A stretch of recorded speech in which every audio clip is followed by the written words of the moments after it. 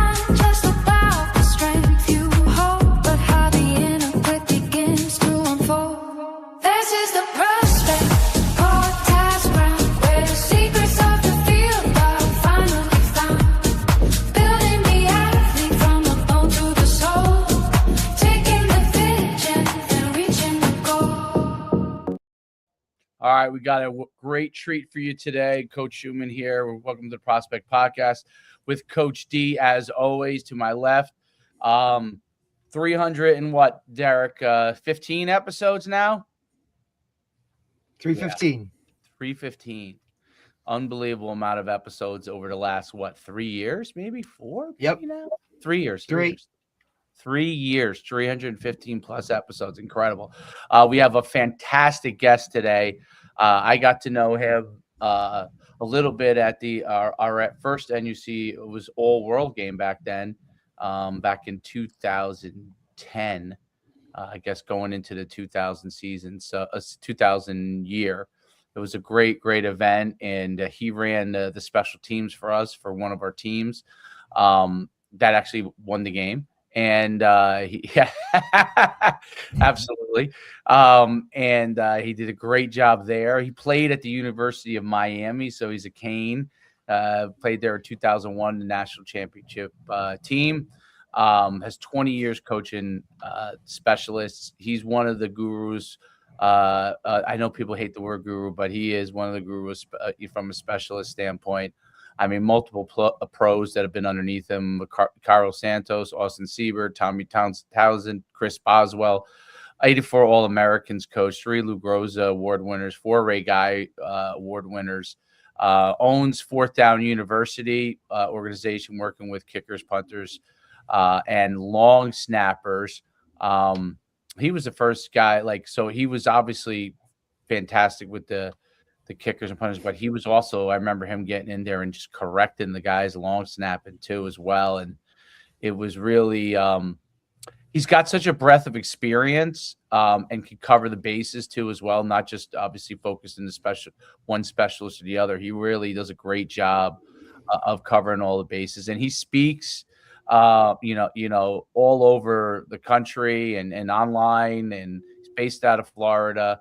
But he speaks at the AFCA, the Nike Coach Clinics, Glazier Clinics. And he's also, has a foundation called Kick It Forward, which helps the youth athletes get better and get more opportunities within, that space within football. So it's really awesome getting an opportunity to talk with Coach. He's really established himself over the last 20 years as one of the top specialists in the country. And, it's funny because I remembered it, like we were talking earlier, like he used to have a really good relationship with a guy who worked with us, Tony Centrella, and they'd be talking in the office, and Tony would come in and be like, "Hey, Dan Lundy said, we could, do this, this, and this, and this." And, hey, we're getting Dan. I remember when we first, this is who's coming to work for us. Like he was all in on you, and he was one of the guys that I really trusted. Always, like when he usually said a guy was pretty good, they usually were pretty good. Because he talked to everybody. We say he was like the mayor of our operation, and he would be on the phone all day long with coaches like yourself, but mothers, fathers, coaches, high school coaches. I mean, he used to talk to them all. And one of the players we used to have actually played in that game, Quentin Gauze, played at Rutgers. I think he might have been actually on your team. and his father passed away. I think a year or two. I think it was a year ago. And his father used to call up all the time. We used to love his father. His father would call us from the hot tub. He put us on the phone, speakerphone. We talked to the father. He used to love calling the office and just talking. So it's great. That's one of the things about football that's so great. It gives the opportunity to meet a lot of people, and you and I were lucky enough from being willing to go out and just go do it. You know what I mean? Just go out there and coach kids and develop programs that you get these tremendous opportunities to meet so many people beyond your own playing experiences. You know what I mean? Because the playing Sure. experiences give you a certain background, and I know a certain amount of people from playing in college at UConn, but running all these things and developing programs, you reach so many other tentacles, and I'm sure the same is for you. You start to reach beyond your Florida envelope, and then going into a whole different nationwide thing. So it's awesome to have you on, Dan. Welcome to the Thanks. podcast. I really appreciate it. I'm honored to be here. And I'll just start by saying this is like, I think the people that I respect the most in life, who I would call a guru, are the people who listen first. Like they're always their humility. It comes out like they're not scared to say they don't know something. In fact, they're the first person to say, I want you to teach me that. Because I think a lot of people have walls, and everyone thinks that like when they go on social media, they see these highlight reels, and they assume that everyone just leads this flawless life and everyone knows everything and has everything. And I think what the problem is most people don't, and most people need others. And in fact, everyone needs someone. So I like what you said, and I think football's brought me those people that I do look up to, because it's something that I always want to do, is forever be a part of the game well after playing. And the only reason I'm still existing is because I have that mindset where there's still people out there who I need to learn from. Mhm. No doubt about it. I think that's probably the most important thing that a coach can do is continue to learn, and that's what keeps coaches from being stuck in one area, one system, one mindset, and allows you to continue to grow. I mean, that's what's been great about this podcast. I'm sure Derek would echo that. Like, there are things that we've learned from guys that I would have never. It's funny because as much as obviously the podcast's intention is to help the outside, right? Sure. But the people who it's helped probably more than anybody else is me and Derek, right? Because we're always on these things, and we're obviously participating in this process when we're talking to you. And Derek takes copious notes, and I go and utilize the technologies I have to get summaries of everything, so I could then read it and then reabsorb. And I start to post some of those too as well. Where it kind of recaps it, not with my voice, but utilizing like AI technologies.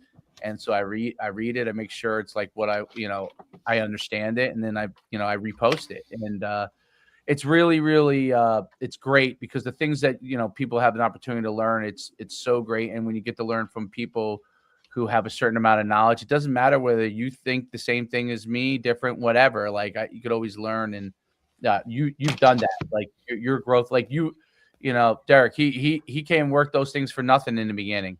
That's the truth. Like, you know what I mean? Just, hey, put me up, you know what I mean? And then I'll Yeah, go, just you like know. I mean, that's unbelievable. And this is a guy who played at the University of Miami. You know what I'm saying? So like that's my main point on it. Like, today the world has changed a little bit where obviously players can make money and those kind of things, which I think it'd be a lot harder to like put something out there and then get a guy to just show up and do it and then learn and figure out what they don't know. But I think that's really important. I touched on your background. I would love for you to really just kind of dive all into it. Your journey, you know what I mean? Your journey through this whole process, because I just touched on the highlights. So I would love for you to give kind of the details. My dad's English, and he at 13 was on a junior Liverpool team, which is over there. It's a big deal. It's like their Yeah. NFL. And my grandfather was American. His father relocated back to Charleston, weirdly enough, where I met you. Yes. So my dad came over here at 13 and knew nothing about this country and everything about what he wanted to do over in England is play soccer. And he learned very quickly that he was so good, he had to go play with USC's practice in their practice sessions. Back then they didn't. So my dad is getting a scholarship at 13, and that's what he's going to do. He blew his knees out at USC and all that, but whatever, that's another day. Um, he hated football, right? And until this kid named Sebastian Janikowski came on our soccer team, right? It really opened his eyes to Yep. opportunity and lack Familiar name. thereof, right? So Sebastian was a senior. I was a freshman at Seabreeze High School, and he was going into his senior year. He moved from Clearwater Catholic, whatever school over on the west side of the state. My dad recruited him for soccer, right? He got $1 million opportunity the summer going into his senior year in Argentina to play soccer as soon as he graduated. He deferred it because that spring, right before that happened, Bobby Bowden offered him a full ride at Florida State after having touched the ball for 11 days. 11 days into him ever kicking leather, he's offered, and the guy named Bill Gregat in town advised him, like, look, I know $1 million seems like a lot to you, but that's going to be there probably, right, when you're 22. Florida State and who you are and the gift you have. He had a 78-yard field goal in front of Bobby Bowden. It's in Trivial Pursuit 2000s. So everything I say is Yeah, true. it's not. Yeah. Everything I say is true. 78 yards, 11, 12 days in, right? FSU offer, and the rest is history. He made the best decision by deferring that million. But if you knew where Sebastian came from, his dad was a janitor on the west side of the state, and his mom was still in Poland at that time. He didn't have a pot to piss in. Right. And I never forgot that decision. I didn't get it at the time, but it made perfect sense when he was a first round draft pick 3 years later. That's why I got into football, Sebastian. I trained with Sebastian until I got to Miami. So nobody in high school ever was very good. I wish these camps existed back then because my sparring partner kicked my ass every single. I mean, I couldn't even touch him, right? But it didn't matter because I chased him. And Right. that's why I got where I was. I mean, it's evolved so much. There's so many good high school kickers now, but back then there wasn't a lot of people who took it serious. I just happened to be exposed to the best, I think, ever to do it. So that was the inception. That's why I discovered football and how. And at Miami, I played right away. I thought I was going to go to the league just like him, and I tore my adductor on my right leg 3 times in 18 months, and it was hard. I hated football. But Mike McCabe, we talked about him before the show. Yep. At the time, he was training our Miami Hurricane specials on Tuesdays. We had no coach, as you guys know. But anyone who's unaware, even at the highest of levels, the expectation is that Dan Lundy or Sebastian, whoever is on the team kicking balls, is good at doing it.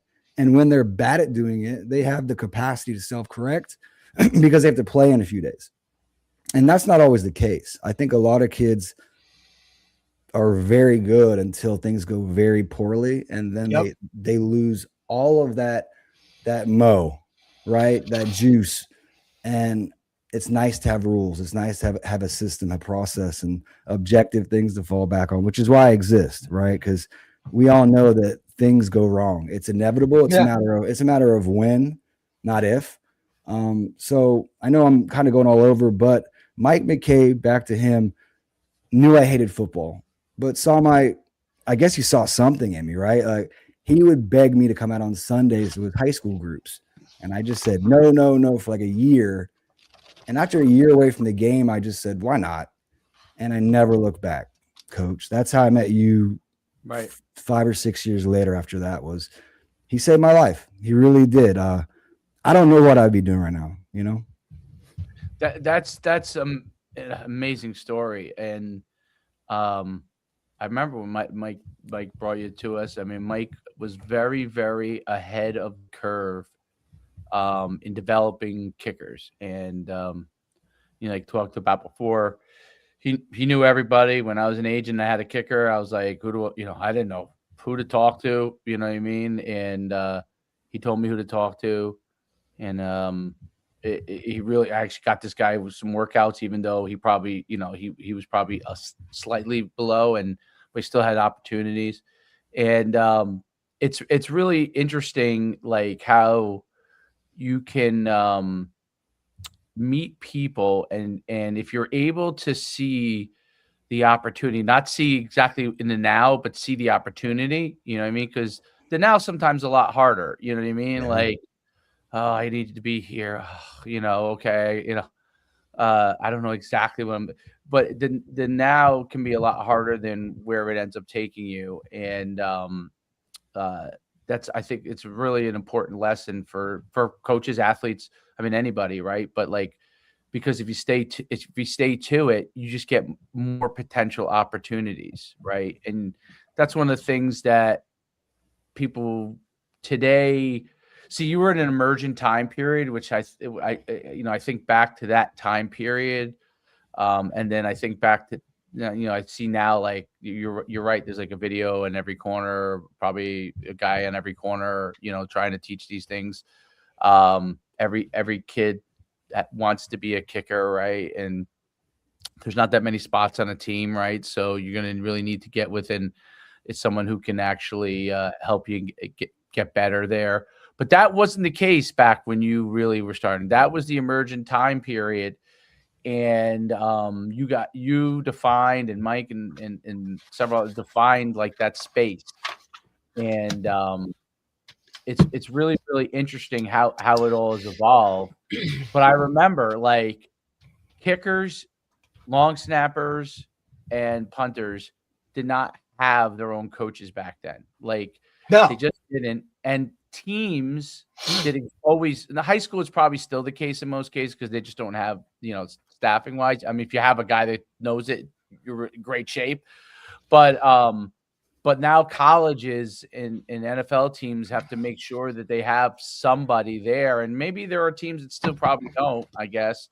But I'm sure they have guys like yourself on speed dial, right? So that's what's changed tremendously in that industry. And I think that when you look at the NFL, right, at the highest level, and you watch guys kick, like, it used to be some of these long kicks, you're like, will they make it? Will they not make it? Now, when they miss it, it's a big, big deal, because basically when they stroll out there to kick it, it's a gimme, in the mindset of, like, the outside world, not obviously the teams and everything, but the outside world, they think, oh, the kicker walks out, that's 3 points. You know what I mean? It's like, that's kind of how they think of it. It's totally shifted. Because I think about when I grew up, Juan Stenner out, Mark Mosley, those kickers who were the best kickers, they're not even close, remotely close to the kickers that you have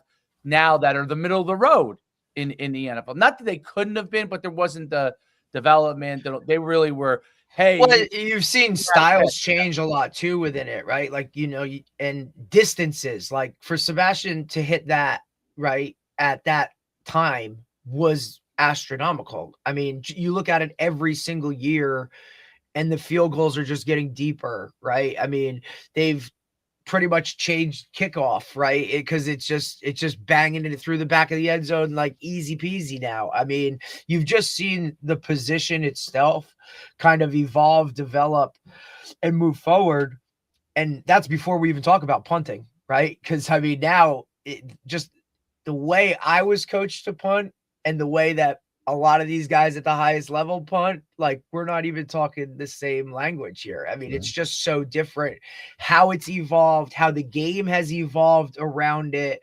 And Dave, you touched on it a little bit as a high school coach, right? If you don't have one of those, like, specific guys that comes in and says, hey, I've been kicking for a while, or I've punted, or I've done that, you just take your athlete and throw him out there and say, hey, this is what you're doing. You know what I mean? Like, it's still that type of thing at the high school level, maybe at the higher high school level, that's where it's at. It's a huge advantage that teams that have a guy, like, you see, the teams doubt that have a kicker, or just pay attention to it, or a kicker or a punter.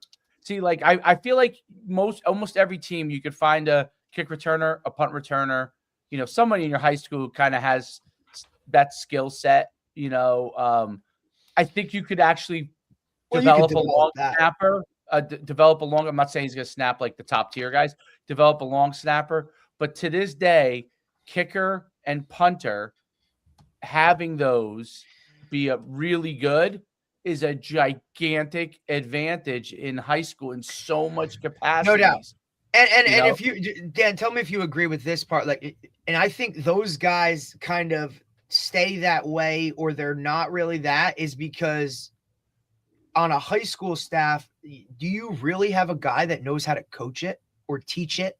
Right? I don't think many people do. And is that why, for the most part, that kickers and punters are usually the second part of what they are as a football player? Is it because of the lack of ability for coaches to kind of understand it and teach it and coach it? Well, I wanted to touch on that. I think that you guys would probably even be surprised that at almost all P4 levels that I'm aware of, there's no one on the staff that would profess to know anything whatsoever about the subject. Really? Instead, because what you made the point, the speed dial point. Instead, what they're learning is that these guys are becoming better because the evolution in the instruction and the rules that are established that are put in place that actually are proving to work. Right? Data showing us, like I use TrackMan. We'll talk about that, I hope. Yes. But I'm not in the business of speculating. I'm not in the business of giving you my opinion. I try my hardest to present objectively in everything that I say, because I'm doing you a disservice if I lead you in the wrong direction. I'd rather say nothing at all unless I know what I'm saying. Now, again, I'm going to get better in 3 years and disagree with things I think now. But that's why I'm not married to my thoughts. They're just my thoughts. I'm me. I possess thoughts that will change with better thoughts. That's how I think of thoughts. And I also wanted to touch on the pro kick. You guys said the punting has changed. It sure has. And I used to, again, with competition, I wasn't in love with them, but I was just on the phone again with them last night. The owner of Pro Kick Australia, Nathan Chapman, has done wonderful things. He's shown us that there's other ways to do things, right? Like, I think that the biggest danger now in our punt return units are the fact that these guys these 25, 30-year-old men are coming into college football having played a sport in which they can find space, they can create space. And when space is collapsing, they can place balls at any point on their foot while moving. It's crazy. So what we've learned as Americans is get out of the box, get out of the traditional, because that's too fixed. What has football shown us? Football's shown us that your plan you have in place will always go awry. What is your contingency, and how well do you do that? Whoever does the second best thing wins the game, right? It's never, ever going as planned. So I know that was long-winded, but no, it's great. John Bonamago is a good friend. You might know John. He was a head coach at in Mount Pleasant at Central Michigan, but he was also like the Lions STC. He's now in Tennessee right now, doing their special teams. But Mount Pleasant, South Carolina? No, Michigan. He was Central Michigan's head coach in like 1920, but he retired for a year, moved to Florida 20 minutes from me, found out I lived near him, was like, "Can I come watch you train?" I looked him up. I'm like, "Can I come to your house?" And so, I mean, we got last off season when he was retired for a year, we traveled the state and just would go to football events, and these car rides were just enlightening, and it made me feel good on the path I'm on, because he said, matter of factly, football's gotten smarter. I'm like, hell yeah, I love it. Offensively, everything, defensively, schematically, how we manage the clock has changed, but for the better. It's just we're creating more points, all these things. And he said the one thing that we've realized is that we're not experts in one thing, and that's the thing, that there's a few of you guys out there that are just there. So yes, to answer your question, we are a separate component, right? We're only out there 6 plays. But the value, the weight on each of those plays weigh heavily on the team's performance, the team's out. So I think that people realize that, like, although separate, they're a main component of success for us, That's a great point. The value proposition of when the specialists are out there is extremely high, and it's a situation that most people from the outside observer take for granted, but within the game it really changes a lot of momentums. And the second coaches don't pay attention to it nowadays is the second that things are disasters. Look at the national championship, college football. What happened? What does Indiana do? Right? They block a kick. Yeah. Block a kick. Completely change the game, right? So it's everything is situational in a kick game. When you're backed up, like it's funny because it's one of the things I was taught. My first coordinator job was as a special teams coach, and I had to figure it out. And a couple times I've been a special teams coordinator. And that was my first opportunities to be a coordinator. I was like, oh, okay, I'll figure it out. You know what I mean? Yeah. But what I learned from the guy who was my head coach at the time was that every one of these situations are special, meaning like backed up, times for onside kick, times for, all these different situations, muddle huddles. Like everything. And Derek probably learned a little bit of this from me, but I learned it from somebody else. Like I never invent anything. I just take and learn. Right. And, every time that you're on the field, to me, special teams should be a threat, especially in high school. You have to be a threat on special teams, because whether it's a fake punt and whether it's, a 2-point conversion, whether it's a regular extra point, if every moment is a threat, the other team has to coach it. And high school coaches, and probably you could talk better to this than me, college and pro coaches, it's probably the thing that they don't want to spend as much time on. And what I found is you can win so many games. As soon as you find the coach, all you got to do is watch film. You can tell if the coaches are paying attention to special teams. 100%. And as soon as you watch Derek, you're a special teams coordinator now, right? So you watch the film, you immediately know it. Right away. I immediately know how they line up on things, and they're just trying to get through it.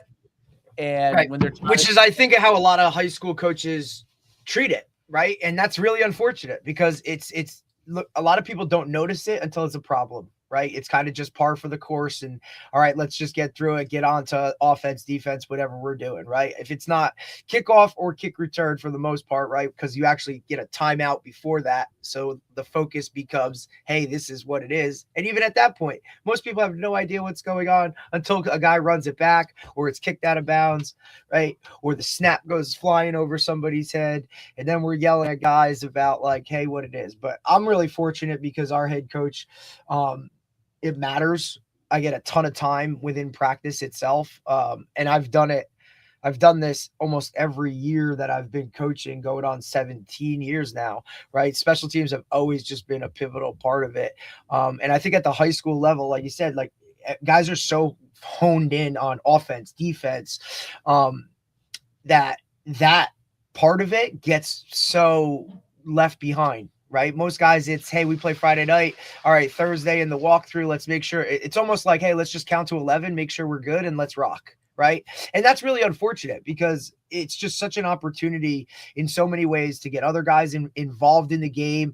If you hone in on that unit, like maybe they're your sophomores that are going to be players and they're out on the field, or those lower level guys that can get out there and go, like, it's so pivotal for them to see playing time and now save those other guys, or however you want to do it, if you want to keep your best 11 on the field.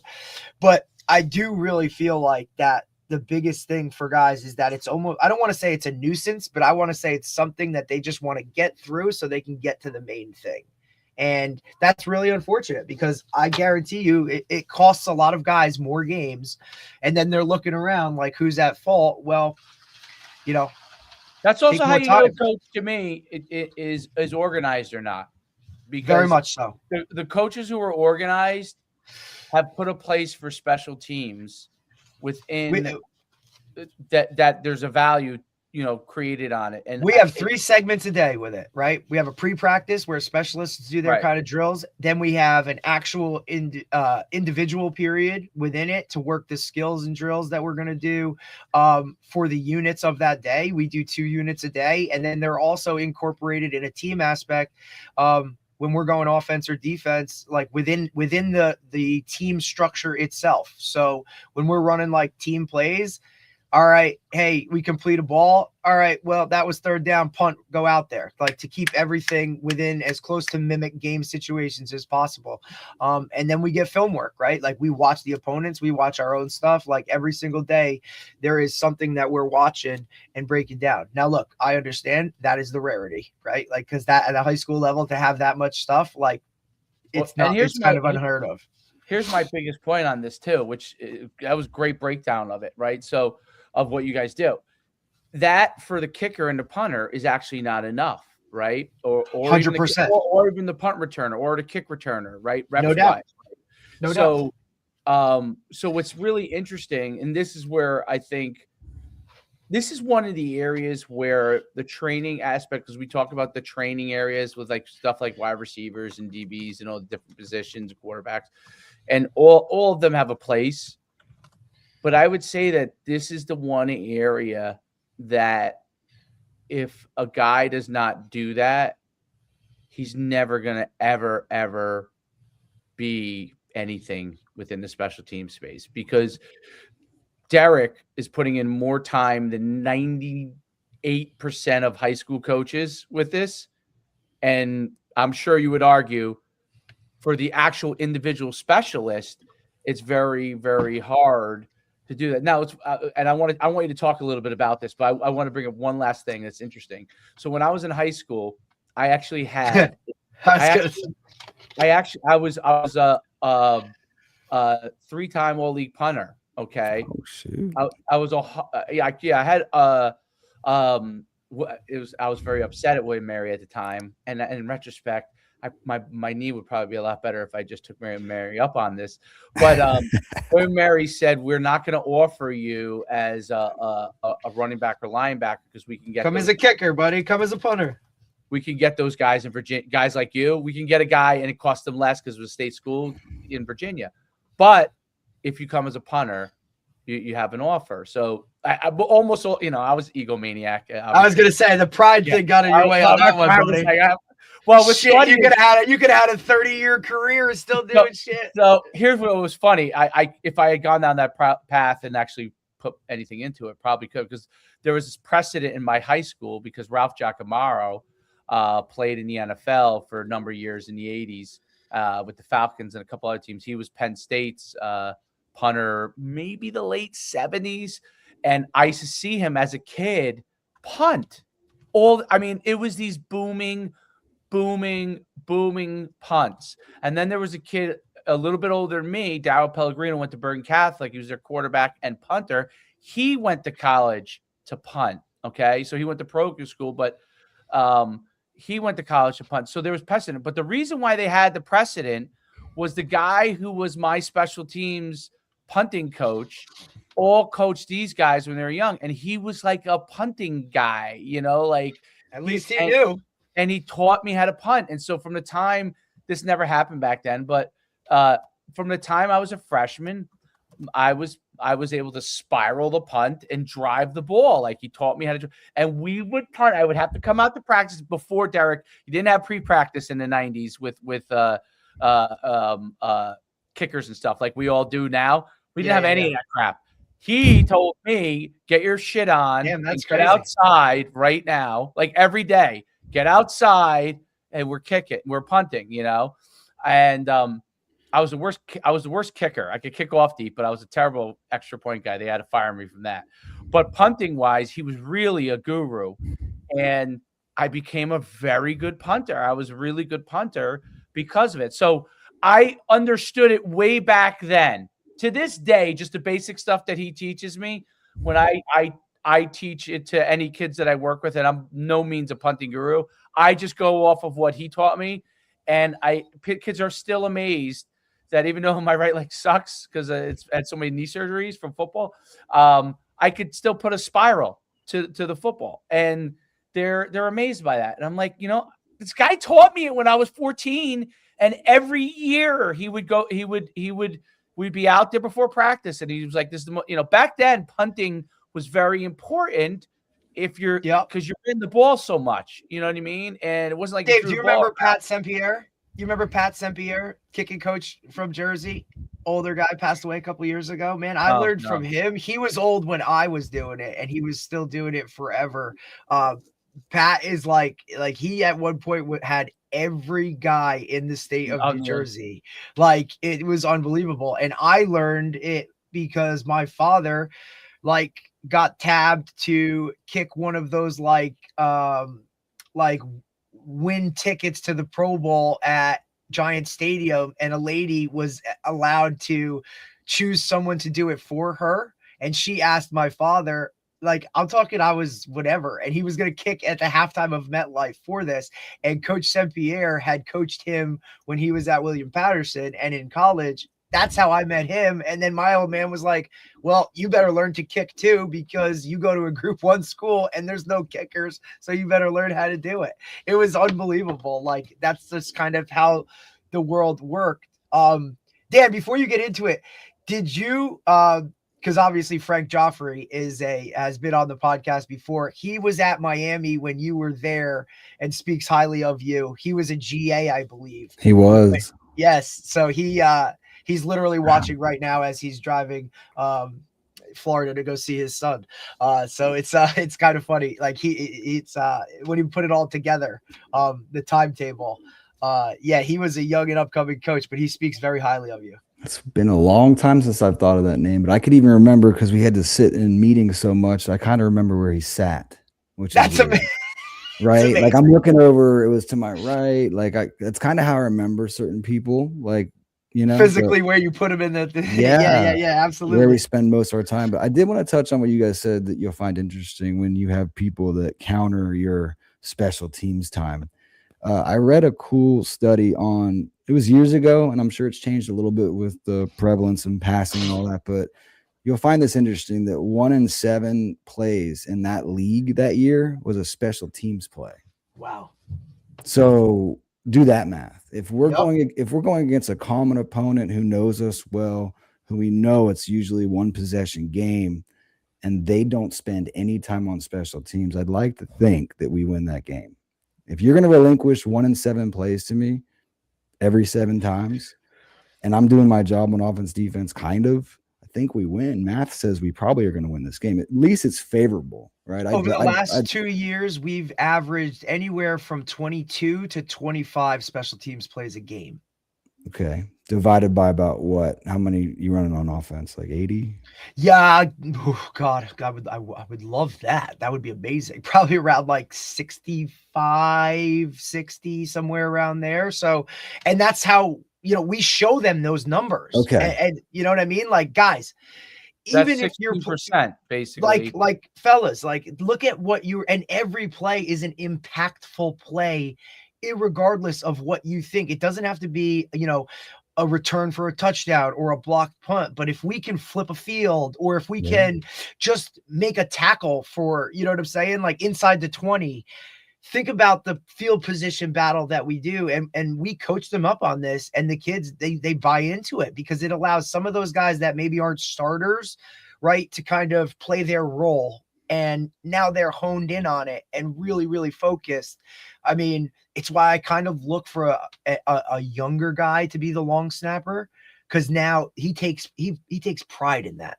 And he's not, you know what I mean? Like, because, hey, I got the block. We're running onto the field. Like, I got it, coach. Like, and we practice all of those things when it comes down to it. We also do a ton of like muddle huddle stuff. I can't tell you how many teams, like, we'll line up. Oh, shit, timeout. They'll come back, and then we'll come out in a totally different one, and we'll still get them. And it just drives them crazy because coaches just don't have enough time to kind of do what we do, because we rep it all summer. Like, right. They don't know how to fit it in. And again, their kicker is usually their running back or their quarterback, right? So he's got to go do his individual work. But when does he get that punting, that kicking, that other extra work within practice itself? And then, or stay after, right? Like guys just don't do that. They don't know how to structure it into, the way they do things until it's too late. And then it's like, oh, we got to worry about this, or, you know what I mean? Like, now look, having really good players helps, right? Like having that athlete that can get a punt return and gain yardage. But Dave, we work together. Like the main thing about that is just catch every ball. Refuse to not catch a punt return, right? Catch every single one, and we win right there. I don't care if you fair catch every single one of them. Just make sure we don't lose yardage on that because it's hitting and it's rolling for 20 and all those kind of things. I think some of that stuff too goes awry. I don't know really either how educated guys are on the special teams themselves, right? Like they just kind of do what others have done before them or what they see on TV. And we know if you look at, the kicking game in the NFL, it's very different than the kicking game in college, right? Because you see a ton of punt formations in college, motions, and you still see some muddle huddles and things like that. Like you don't see any of that in the NFL. Rarely do you see, look, every fake field goal is probably on tape. It's probably on ESPN highlight tape, whether it's good, bad, or indifferent, just because nobody does them. Yeah. Give your thoughts about like what you think is important with respect to special teams and how coaches should manage their specialists and their time with respects to kicking it in the kicking game, in your opinion. Back when the dinosaurs played, when Coach Joffrey and I were at Miami, we did a good job of delegation. Like Coach Solinger, who was the running backs coach, he had the role of special teams, right? But which is amazing because look at his room. Look at his room back then. We would be in the room with them, right? He'd make the specs go, and we'd have to wait for the RBs to be done. So like my sophomore year, it was Frank Gore, Clinton Portis, Willis McGahee, right? I mean, Najee Davenport, right? So like, and they were clowns and they were hilarious. But it was the dichotomy there was wild. How we were so different, but it was a cool room, right? It was like it was our room, and it was just neat to see them getting critiqued. Because I mean, if anyone who knows Solinger, if he likes you, he loves you. But when you're not doing something correct, he's the first person to remind you, and it's going to be so you don't forget. That's a good way to put it. That's a nice way to put it, Coach. And he recruited me, my coach at Daytona Beach Mainland, where I transferred from Seabreeze because we were pretty bad at football, to a better program just so I could score more points. And my coach there was from Massillon, Ohio, and he was really tight with Saul because Saul used to coach them around there. So football, again, it's just 2 degrees. I think we're all about 2 degrees apart, which is really weird, or less. But I think that back to that is Miami, although we had Saul and he had immediate responsibility of us, I do recall our receiver coach having a unit, I remember our linebacker coach, Vernon Hargraves. You guys probably know Vernon. That was my linebacker coach in college. He was our KR, right? Chuck Pagano was my kickoff coach, right? So Chuck told me to kill myself one time when I put the ball, I was supposed to put it in the alley and I put it kind of on the hash, or maybe a little out inside the hash. And I got a good kill yourself. He was a psycho. I was very scared of Chuck. But what a team. I mean, unbelievable. I know you guys know the history of that team, but like looking back, it's like we had early outs, right? Because you mentioned that earlier. All the guys that were potential returners had to go out 20 minutes early. We had to be out 30 minutes, so we had 10 to warm up because I had to service. Right. Like Roscoe Parrish, Devin Hester, Andre Johnson. Dan, and that's another thing too that kills the high school game is how do I get my returners like a good look without killing the punter, right? Because you need those. Now you have to have like other guys to do it. Yes, it helps you build depth and whatnot, but are they really getting the best look for what a return is, in those kind of facets? Or just like, how do you make sure, right, within a practice, like these are all things that high school coaches like don't really think about, right? You can stand back there and have somebody throw it up for them. You can use your jugs machine. Well, let's be honest. These receivers, what are they doing for that half hour prior to practice if they're not structured and led to do the right thing or the best thing for that matter? Right. I don't think those kids would have been out there with me in the beating hot sun, but I tell you what, they took pride in it. Hell yeah. Ed Reed was a part of that crew, and I think what you guys would like most about this is no one thought Ed would be good at returning. Nope. Until he never, ever, ever, ever, ever dropped the ball. Never. And he's, by the way, guys, after a while, I asked him one day, I was like, how are you so good at, like, I could see him like adjusting, right? Like he'd high point it, he would backpedal 3 to run onto it. He knew and finally I was like, you're the only person that can do that. Everyone else is stationary. He's like, I played center field my whole life, bro. Yeah. So it's like you have to learn these things through repetition, and it's no different than football, but we look at it like it's some foreign entity. If your athletes can't go out for a few minutes and catch copious amounts of football so the coaches can then watch who's the best at doing it, and then you just extract those kids, you know, the ones that suck at it, there's over half of them will be terrible, but have depth. 3 or 4 are going to be pretty good and 1 will be exceptional, right? I just think that, again, it's like, how bad do you want it? It's not going to be done for you. If you don't plan it, it will not be planned for you. And if you don't model why it's important with evidence, it's not going to be, there's not going to be no buy-in, you know? One of the things I always thought was important with special teams is exactly what you just said. Create depth within your special teams. Yep. I don't know, you know, it's been a long time, you know, obviously since I played in college and you know, you would create depth because you had guys that you would utilize there. But in high school, and you know, it's funny, I watched it in the NFL. I went to Jets camp and a couple times. Oh, yeah. This year. Yeah, I watched.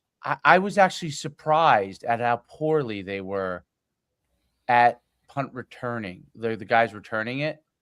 There was really only one guy who was the guy. The other guys really struggled. I was really, and maybe it's because of the roster sizes are small, so you can't just bring on a guy that's a kick. You might be able to bring on one return guru guy, and then everybody else around. Their return guru guy was great. You know what I mean? But the subs really were, I would watch. They would use a lot of different guys to try them out. You know, even running backs. By the way, they had can't think of the really big running back. His name for them. But their huge running back they had would be back there taking reps because they were trying to make sure they had enough depth. But in high school, that's one of the things that coaches make a mistake on. They hone in. There's a guy, like I said, there's usually a guy who can do it, like you said, but they forget to get reps for the guys who could take his place. You still need guys to do it for JV. You need freshmen. You know what I'm saying? Like you got to just build it. It's why you throw all of them out there. Yeah, I'm saying multiple guys for each situation, each group. So, like punting wise, that was, and kicking wise, that was always nobody has a backup kicker. Have a second guy because I would go, okay, this guy, you know, this guy could do only rugby punt. That's, you know, if we get in a situation where he's got to go in, we have a rugby punt prepared for him. You know, so those kind of things are so important within special teams in high school. And here's the thing, they really don't take much time. It's pre-practice. Pre-practice, you can get away with teaching them half the things they need to know. They are not going to be gurus or experts, the backup guys, but they're going to be functional if you get in a situation. And then obviously if you have time when the guy's actually down and you have a week to prepare them, you could take them to a little bit higher level. But I think that's one of the mistakes that to me in high school football, one of the things that happens, people are so reliant on my team is great unless what? Unless these guys get hurt. That's what it is all the time. All the time. Almost, I would say 90% of the teams like. Now, my thing always is it should be we're going to be great. Yes, if those superstars go down, you're not going to be probably as good.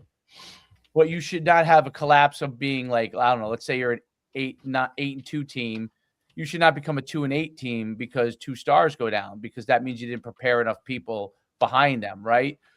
Yet you may not win 8 games. I get it. It's high school. You might win 6 games that year.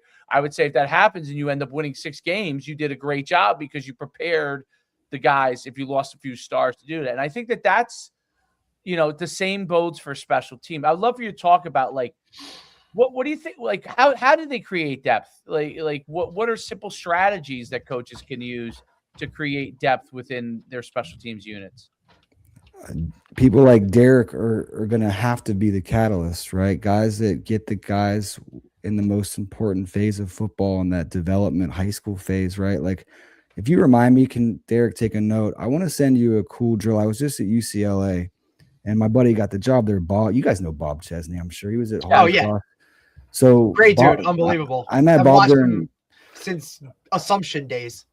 exactly. I met him. That's where I met him. And then during COVID, he wanted to get better at this. But you guys are talking about with me. He's like, I'm a quarterback guy right now, but he's like, I spend time with the specs, and I want to be able to give them some kind of fundamentals to fall back on. So that's where I don't want to interrupt you, but that right there in itself, when the head coach takes more of a role on special teams, whether it's, hey, I'm the coordinator, or takes a unit, everyone else dials in a little bit more. I've always said that's a huge key to it. When that head coach, whether he coordinates them all and then he has an OC and a DC, or just if he takes a unit, like our head coach, even though I'm the coordinator, he kind of takes punt and takes the muddle and extra, when it comes to that, because he's an offensive guy, so they're more of like we kind of look at it like this is an offensive play. He takes that role.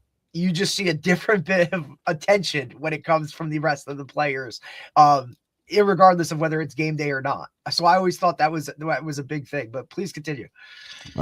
So by no mistake is he a winner, right? I think that we talked about it. He acknowledges that math exists, and I can't relinquish 1 in 7 plays. In fact, I want to win those. And I think that it has to be a top-down thing. And I think back to you, Derek, it's got to come from showing value, being undeniable. I tell my kickers that all the time is I don't care about the politics you walk into. I don't care about the weather. All I care is that you are undeniable today. I can't stop talking about that kid. Who is that kid?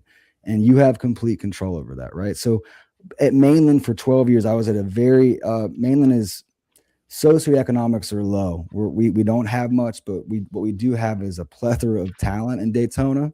Oh. And they all go to the same school, right? There's 9 area high schools, and again, it's that situation that this is where football's played. That's where I played. Mm-hmm. So I went back and volunteered there for 12 years, and what I did was I created an environment of fun. I would get pool noodles, right? Those big yellow pool noodles, and I would get the best, shiftiest athletes, and I'd have my punters punt to them and wave the pool noodles. I would almost try and hit the ball. Yeah, it did, because I usually couldn't, and it wouldn't really thwart the ball too much from its path.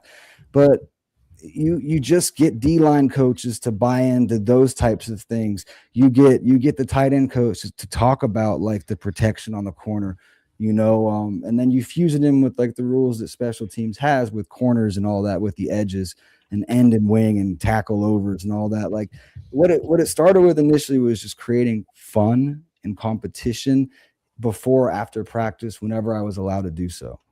So it had to start with fun, and then there had to be a purpose, and then you start creating depth charts, right? And through the fun, you definitely weed out the kids you thought may have been good enough, right? I think that's a really important thing, that you start to weed that process out, figure out where your depth is, and create a depth. Like the other we thing do. Is, we have a depth chart. We have a daily change depth chart. 1, 2, 3. That's right? How you and we post it. We post it. So they see it every day. It changes every day. We do, on the field twice a week and in the locker room pregame is, these guys need to know their depth chart and who they back up. So we go through every unit. All right, kickoff, stand up, 11, good. All right, Sebastian's down. Guy's got to stand up, say his last name so he knows I'm the 2 and 3. And I'm telling you, when you post that, right, Dave, and we talk about read, rank, record, publish all the time, like just putting something on a list and putting it up there.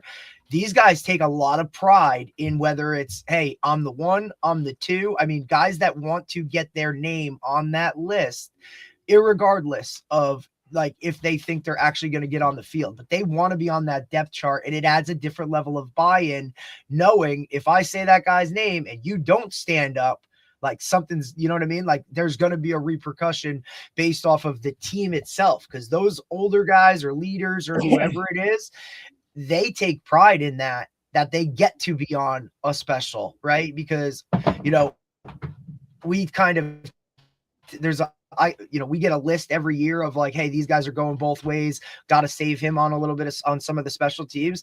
And that's our philosophy. But it's in place because, yes, we want the best players out there, but we also want to take the young guys and make sure they have a role and create buy-in. And it really adds the pressure that I love. Other coaches might not love it, but it forces you to develop those younger guys so that they're game ready. I mean, we lettered more guys this year for varsity because they literally only played special teams as sophomores, and they lettered because they had so many quarters or they played in so many games on that. And it was all because of the buy-in created through just a daily depth chart. And they know it's posted every day and it changes every day, right? And I'm the backup for this guy. Like, that buy-in itself creates more chemistry and a culture within the team itself that they take so much pride in it that it matters. And I don't know if that's the case for most teams. I think it's more of just, hey, make sure we have 11 and let's go. And if they want to play college football, it's a lot easier. It's a lot easier to recruit a kid if he has samplings of really good special teams players, because that's how he's going to start with us. Yep. And Dan, we talk about that too. We talk about like, hey, maybe you're a wide out in a wing T system where maybe you don't have that many catches, but your measurables are there to play college football. Well, hey, buddy, I'll make you the gunner on punt. I'll have you run down on kickoff. And those plays will be your first couple on your highlight tape, because that's how you get on the field sooner than later in college, is because you can do extra things. And Dave, we talk about it all the time. Our very first guest on this show, Liam Anderson, who's been on the practice squad with the Colts and the Bengals, went to Holy Cross, played for Coach Chesney, right? The only reason he's even on those squads is because he's a linebacker that can run down on kickoff or get on punt. Like, that was his ticket into it, because he can do more things than just your prototypical linebacker. He adds value within it, right? For everybody, like beyond just offense or defense. He has those skills because, when I had him in high school, even as the quarterback, right, he played all specials because we knew that could help him get into college. I used to do so when I was up until last year, after I stopped being a head coach in high school, I used to work. I used to coach this place, Old Japan, which is like a powerhouse in North Jersey. And I used to give them breakdowns, offense, defense, and specials. And this is what I would send over. And it was always great because they would show this to the kids, and then we would break down for them, like, the most important aspects of each team, like where we get a block. We would give them like history of the school. And then we would also, like, when I was coaching, one of the things, and Derek probably does something somewhat similar to this, but I wouldn't want him to show it because he's still coaching.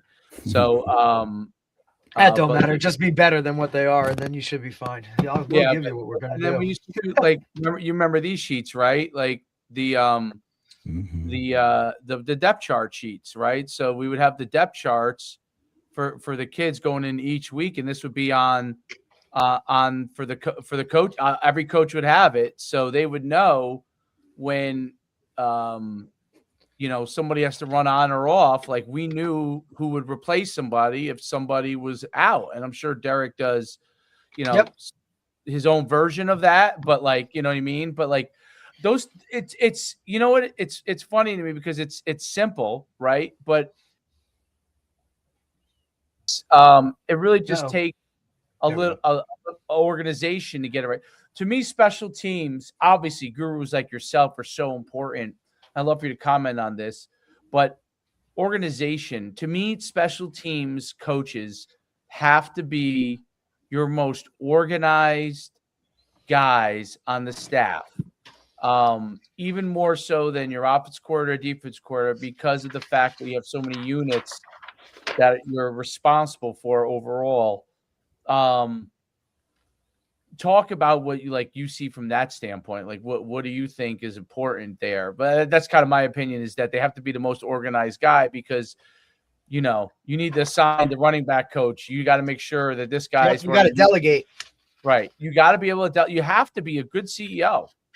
Think about and we're starting to see a lot more of this too, that good special teams coordinators next move is HC. It's not Yep. not wide receiver, not associate, no, head coach. And I think the reason why is they next to the head coach interact and have to interact on a level Everybody. that we have to win. I have to know you have to know me inside and out and vice versa. I don't know if anyone has more of a touch and a feel for the team aside from the head coach than the STC. And I think those people, it's tough because of that. I think it's become much more competitive. And I like what you said. Organization is critical, whether you are or are not organized in your daily environment. Right. And I know a few of these guys. I've seen their Yeah. cars, I've seen their offices. Yes. When it comes to what's on their laptop and their game plan and what they communicate to everyone below them, it is type A structured to a T. And you would never assume this guy was disorganized. But I do agree with you. I think that it is impossible to be disorganized and do this. No doubt. I'm curious if you go to the attributes of what you look for with the individual specialists. So with respect, let's start with kickers. Like what things? Because I must be very difficult now. Well, you have a great eye for it, so maybe not as difficult for you. But like for me, as a casual coach of it, right? If I were to come to one of your camps and watch all of them kick, I'd be like, geez, they all look great. I mean, there might be some differences I might be able to Sure. notice, but these guys are all bombing kicks. Like, Right. That's the minimum. That's what it is. right where it used to be, back probably when you were playing, like you saw the difference between Janikowski and everybody else. You saw yourself probably versus everybody else you were around. What now creates the differences between a good kicker and a great kicker when you're looking at those guys? I think aside from the obvious things you guys would know, which was it coming off the foot and how it sounds, and like I think looking the part helps, of course. But what's most important is the evenness, I think, in the individual. I think it's a kid that you really can't tell when he's pumped, Yes. and you can't really tell when he's rattled. I think there's something to be said, and I'm not sure if it's innate, but I think it can be worked on like a muscle, because I think kids are too reactive in the short term because they're coddled. We talked about before we started recording. They wake up, they open social media, they see everyone's highlight reels. It makes them feel this big. So then they have to go make up for it and make themselves feel better. And I think the best kids in the world see those things and are unaffected. So I try to at least enlighten my athletes who are like me. I was like that. I was a competitor. Everything affected me. I was watching people kick. It pissed me off. And what I realize now in talking to people who are really successful is that is taking energy away from what's most important. That's your process. I mean, if your mind is on something that's not your process, the second you realize it, just get back to work, because all this other stuff is slowing us down. The Seattle, and when we talk to our like Georgia talked about that, Dave, when we had Georgia on, we have a monthly that comes on. She's a sports psychologist, and she talks about, focus and all of these things that go into the mental side of the game itself, where, teams bring her in to kind of help guys with that. And I think kicker relates a lot with a quarterback, where you want them to get juiced and excited and whatnot, but you also want them to have like no pulse whatsoever, that they don't even understand, like, hey, the magnitude of I'm going to make this kick right now, or what it has to be.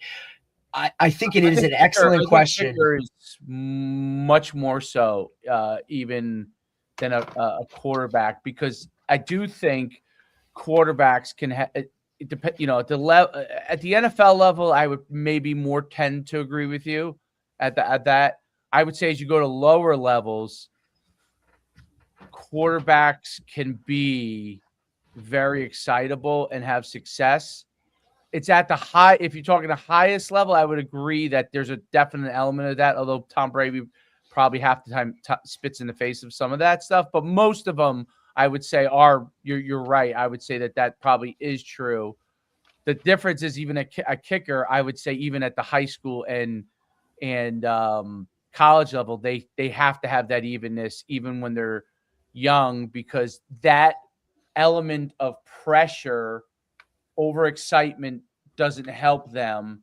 Where, if you're 6 foot, you're Tim Tebow in high school, and it's 4th and 1, and the ball snapped to you, and you get yourself real pumped up to gain the yard, you're probably going to gain the yard, right? Or Cam Newton. I always think of Cam Newton in college because they ran that offense where you run the ball and you just 260 pounds plummeting down on people, and you just running through guys. So I feel like there is at the lower levels you could probably get. Whereas I feel like kicker, the more even keeled they are right from the get go, probably at every level is a major advantage. Not that they don't jump up and down when they kick a big kick. I'm sure they do. But as far as their whole approach to the process, and one of the things that I thought pointed it out to me the most is when I saw the Seattle kicker talk about the tapping thing he does. I don't know if you've seen it, but he talks Jason, about how he just came to my camp this weekend. He's such a nice guy. Came out to watch the guys and just show them love out in California. Cool. That's amazing. That is amazing. And he really, we didn't even tell him. We didn't even tell the kids either. Like, I was like, not one coach say a word. And the kids, like, finally some kids like, is that fucking Jason Myers? Right. Hey, but how about the fact that they even know like who he is? You know what I'm saying? Like, think about when you played for the most part, right? True. Kickers weren't known at all, right? They're like hockey players. You walk by them in the fucking New York City and you don't even know who they are. You're like, oh, shit, that guy plays for the Devils. Like, he guy plays for the Rangers. Nobody knows who some of these guys are until they know, right? And for those guys just to know who he was already separates them from majority of the people in their space as well. Jason Myers was a subpar D2 kicker coming out of Marist. I'll say that. Like, not coming out, Poughkeepsie, New York. Coming into Marist. And by year 2, game changer. He went and got a trainer in SoCal and changed his game, and he just got incrementally better for like the next 15 years. He's talk about process. Like, he started somewhere, but now he's definitely somewhere. I think that it was interesting because he talked about his process, and Derek brought up Georgia Miller. That was really a great point on how kickers, more than anybody, need to have like a process that they go through. I'm curious, does it matter what their process is, or does it just have to work for them to be able to get to that like Zen moment? I'm curious if you think there are strategies that they should do, you know what I'm saying? And then there are things that they have freedom to whatever works within their mindset or whatever. Very personal, right? I imagine like all positions, like they handle the locker room and the flight and the hotel, like all a little bit different. What I will say is something I learned recently that I think, again, I wish I'd known as a player, but Ryan Longwell used to kick for the Packers with Brett Favre back in the day. And I looked up to him when I was in high school, and I got to coach them last year in Orlando, and we roomed together. So I was like, you mind if I ask you like some questions? Just, like, why did you look up to him specifically, Dan? He won a Super Bowl when I was a sophomore or whatever. So like, he was like the guy you just I played the video game, so I kept seeing his name on the screen. But yeah, I didn't know what he looked like, to your point, but I knew the name. And then obviously I'm like, oh my God, I get to meet Ryan Long. So I told him, I was like, I had that mad fanboy. Yeah, you fanboyed him a little bit. Quarterback Club, I think was what it was called. Brett Favre's Quarterback Club was the game I played. But long story short, it's a good game. I think you guys will find this fascinating. He said, your problem on sideline management during games was you never turned it off. And I was like, what do you mean? He's like, yes. If you were always standing up, you're always pulling for your defense and always pulling your offense and then running out there. He's like, when did you ever have time to just relax and unwind? I was like, I didn't. I wanted to be a part of the team. He's like, no, man, like we've got to be locked in. So basically he's like, if you're always on, you were never really on. He's like, I intentionally, while the defense was out there, would turn it off. Look at that plane. Right. She's pretty. There's my parents. 5th row. Okay. All right. So now offense is back on. I'm going to go get a kick in the net.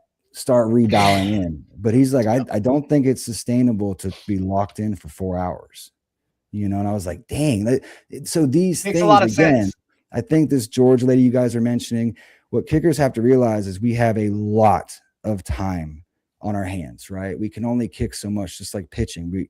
It's an unnatural, violent movement. So what can we do to recover? What can we do to strengthen?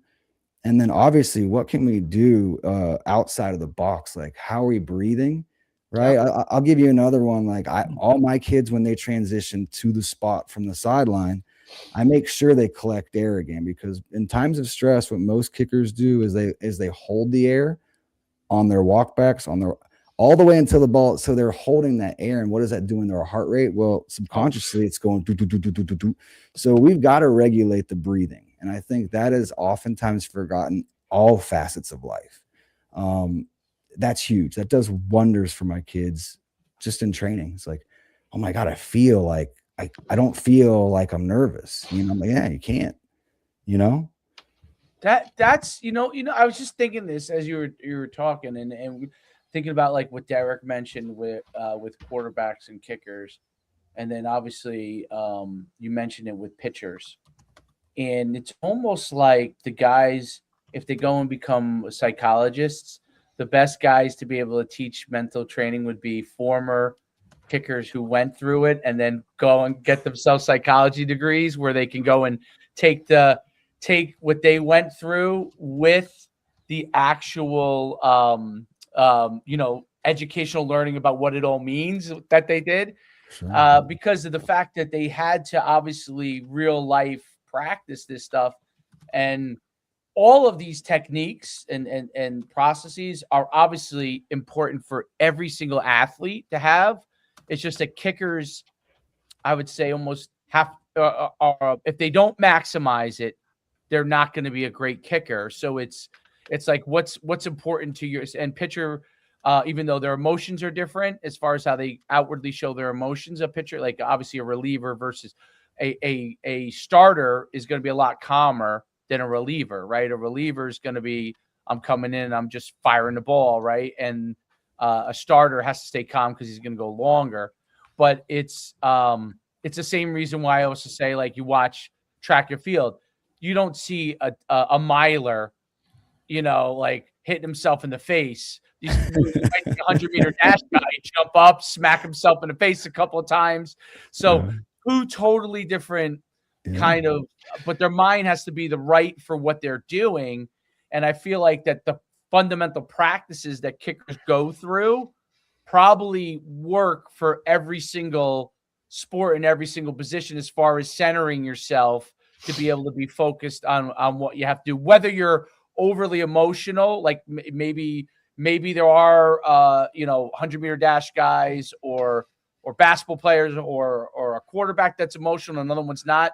They have to all still have the similar almost Zen process that a kicker has to go through in order to then create whatever emotion they need to have for their specific position, sport, whatever it is. Because everything's slightly different applicability wise. But I'm curious your thought to that, because that just came to me as we were discussing this whole thing. I was almost thinking, like, the center of what kickers have to be able to do could probably apply to every single part of everybody's life, as far as like a baseline. Yeah. You know what I mean? If you have that baseline, parenting. Think about well, so just to kind of like, to understand what it is, Dan. So you would rather your guys and your kickers kind of get into that Zen mode, right? When they're running out there and kind of getting ready to kick that ball or do whatever they have to do, rather than be all juiced and tight and like, you know what I mean? Like overly emotional. Golfed? Have you ever golfed? Yes. No, I've never golfed, because I know there will be created an addiction, Dan. So I am one of those very few at age 40 that has never golfed ever. I'm shocked, but I have. Anyone who has ever golfed, especially poorly like me, can recall every round they've ever gone out, they've had that one shot that was the best. It was the purest contact. It was the best result. It felt effortless. And it was only because they were in that, I hate to call it Zen state, because I think I don't want to be too woo-woo, but it's super important to have these things to be able, because if you don't consider them, they're subconscious and they're going to come back to haunt you.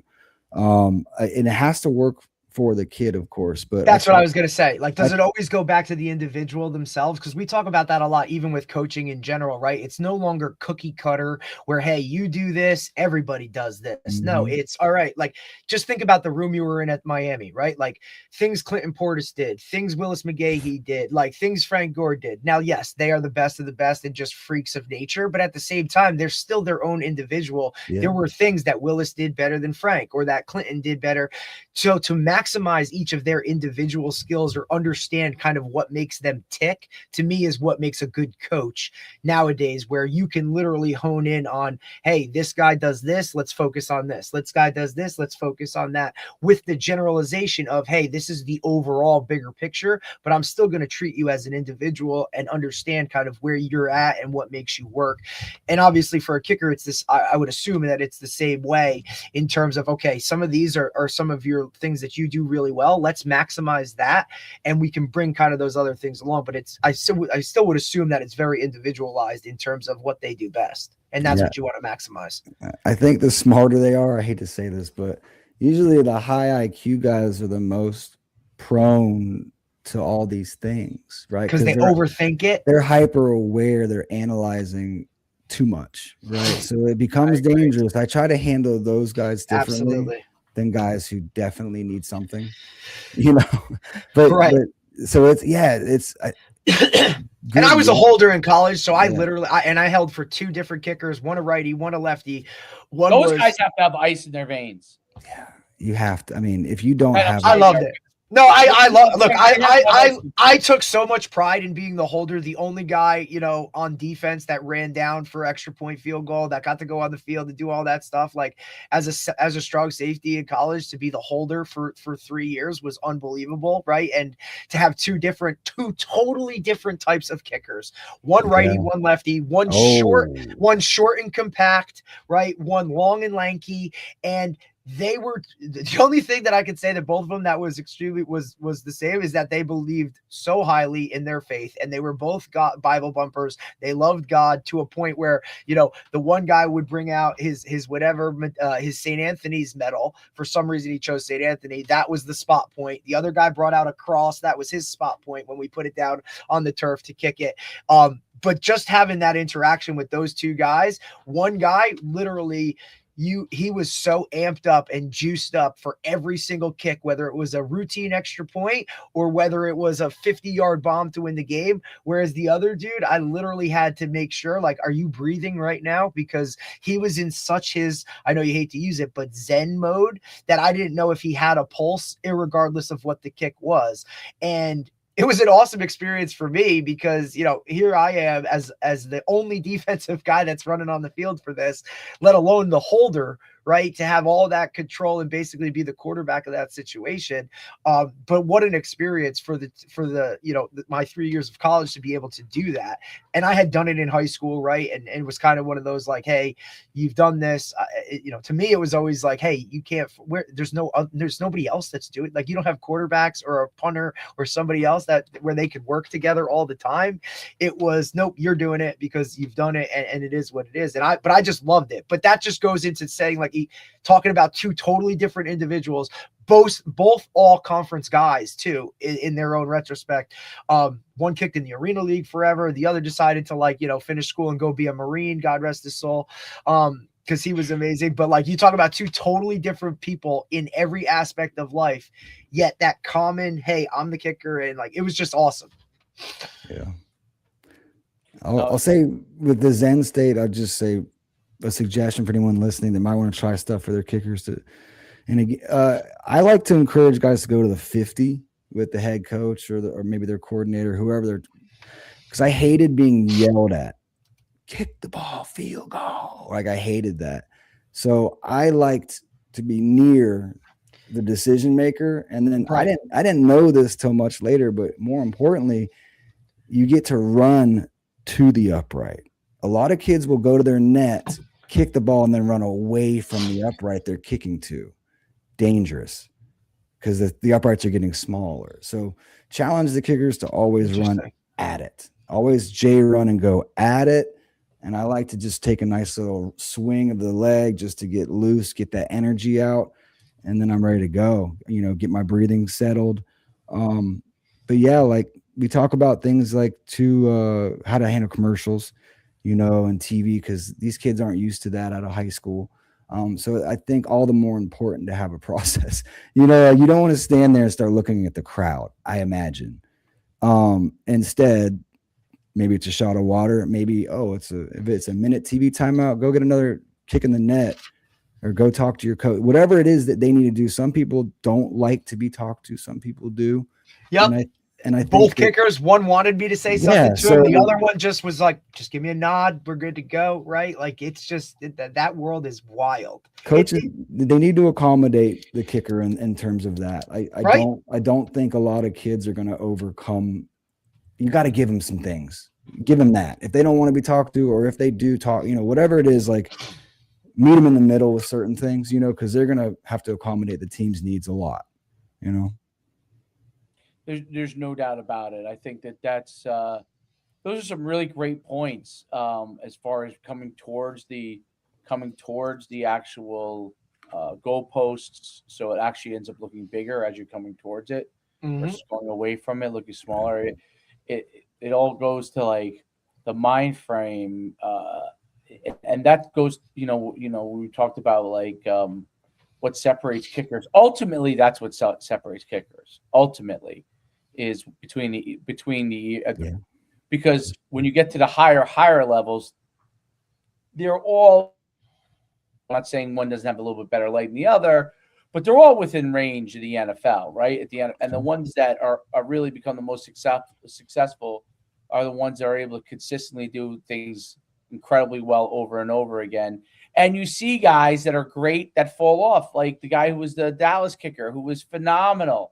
Oh, phenomenal. Yes. Vanderjagt? Not miss. Yes, Mike, that wide left that hit the pylon. Remember how wide left that kick was? And he was, and it was right. And he had some off the field stuff too, right? Oh yeah, man, that was wild. What about a guy like Pat McAfee? Stud. So Pat won. This is another cool story. His story is wild of how he got to West Virginia. When he that was at our camp, me and Mike McCabe's camp in Miami. So he paid. That was at our camp. That was the one that he gambled. He gave poker. We found out to get after down the fact. There. Yeah. And old man was anti, right? Like his father was like, look, you have a scholarship. What are we going to do in this for? I don't have the money. Go do it. Pat goes into some backroom poker player as a high school kid with grown men, probably linked to God knows what, and wins the money. And that was your camp, Dan, that he went down to and won, and then they offered him? Back in the day, it was a 3-day camp. The first 2 days were at Miami, University of Miami, and if you were good enough, I think it was about 50 or 60 guys got to go on Sunday to the Orange Bowl. How many total? There was 400 or 500 kids there. It was the only kicking camp back then. Like, that's how I met Shoot. That's how I met Dave, man. Like, Mike was kind of the only deal back then. Yep. Right? And 100%. Long story short, Pat was undoubtedly number 1 or 2. There's the other guys in the NFL for the Eagles. You probably don't know Caleb Sturgis, but yeah, of course. He was right around. But anyway, so the top 50 or 60 go to the Orange Bowl. He smokes everybody, just steals the show, and leaves with multiple offers. Like Purdue was in the stands, Florida Gators in the stands, but West Virginia bit first. Like, they offered him before he left. I remember he had to run to get his bags on the sideline and then go catch a taxi it was a great story, and I'm glad he told it, because he bet on himself, and he would have probably been somewhere else, Right. Wouldn't have been in that situation. And God knows if he would be anything like he is now had he not gotten that and been where he's at. But have you seen how athletic he's a freaking athlete. He does all kinds of shit. What the hell was he doing I just saw him in he posted something the other day where he was facing Crenshaw as he was hitting. And this guy was throwing pitches in there. And he's like, hey, don't swing at this one. And Pat was like, okay. Like, he does some wild stuff. Strong kid. Very strong. You can tell that. Yep. And I think he was kind of also that, because I feel like there was at some point a kicker changed into what their role was, even outside of the kicking, right? Like, they became, I don't want to say celebrity like, but they have now like become just more in the focal point of just like, oh, that's the kicker type thing. Like now it's, oh, that's the kicker. Right. I feel like I don't know when it happened. I don't know why it happened, but at some point they changed gears kind of as to, you know, we always knew the impact they had on the field for football people, but I think fans now, it's not so polar opposite. Like some of these guys like kickers because of who they are, or I don't know where that all changed, but Me I either. definitely think it does. It I'm definitely not. did.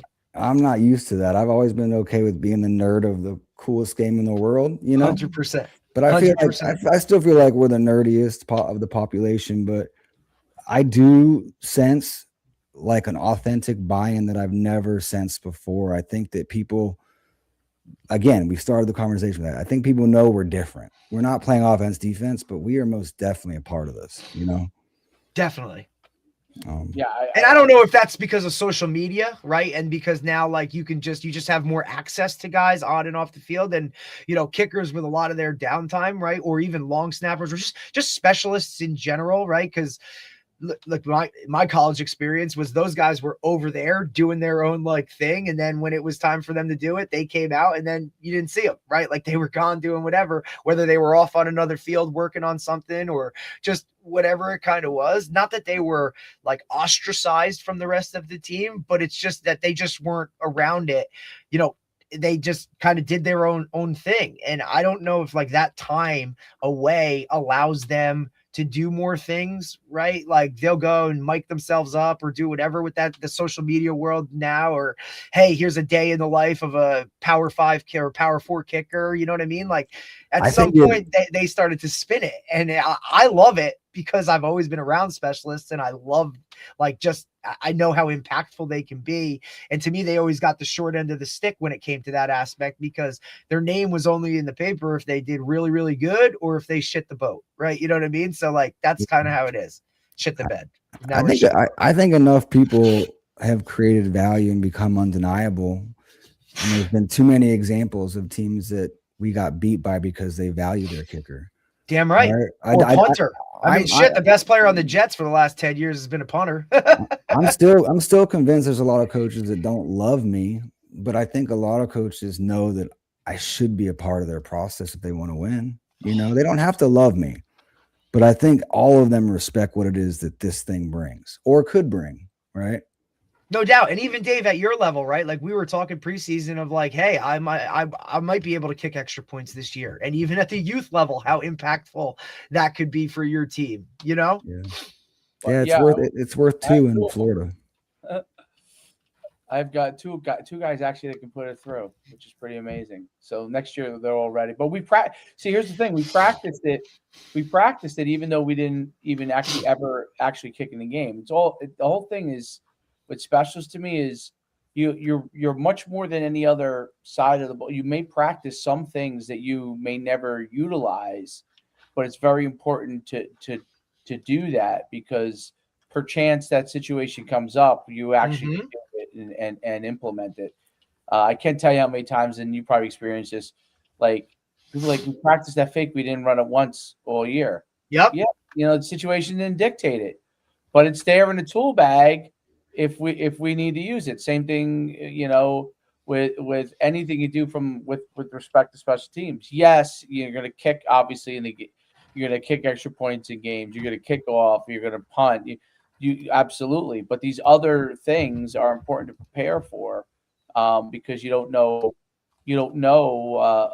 when the situation is going to dictate that you could use it. And when you do, you're like, oh my God, he's a genius. And really what it is just the situation dictated the opportunity, and you were actually prepared for that opportunity. Whereas most coaches will look, I noticed in high school, there's so many coaches, I've heard this from coaches that I even, I've been around, that would have been a great opportunity to run a fake.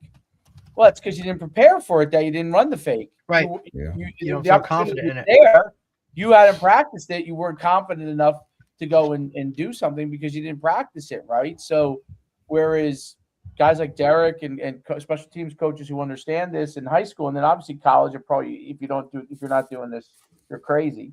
But you have to make sure that you're prepared for the situation when the opportunity comes, that you're able to take advantage of the opportunity. Because in special teams, you don't know when those opportunities are going to come. Like, you don't know, and your head coach could turn to you and say, "Hey, what do we have? Do we have a they're rolling everybody up. What's our punt fake that we can run to take advantage of them rolling everybody up and trying to block it? Oh, Yep. we never practiced that, coach, so we only have this fake." Well, why? Why is that the case? You need a fake for each type of situation, and that might only dictate a handful of fakes, but you could take advantage of that, because if you're practicing it over the course, and that's the other thing is, oh, we don't have time, we don't have time. Well, if you do, no one's saying you have to do all 5 of your fakes at every practice. You might do 2 this practice, 2 the next practice, or in game week you might get from film that you realize, okay, you know what? All camp we practice these 5 fakes. Now game week we only have to worry about these 2 because this is what they do, right? Because that's the beauty of the fact that most people don't do that much with special teams. You only, you could come into a game week and say, okay, they're going to do this every single time. Like that's the crazy part to me about special teams in high school, is that you're like, is he going to do this every single time? You pull up the film and you're like, wait a minute, every single time. This is how they do things. So, in special teams, the beauty of it is nuances, okay, that make your special teams different. So even if you line up the same way every time, you have 3 or 4 fakes off of it that are different, or shifts or something, just a nuance that makes it something that another team has to coach against. They have to coach. If you make them have to coach against it, that's one less thing they can practice. That's the way I always looked at special teams.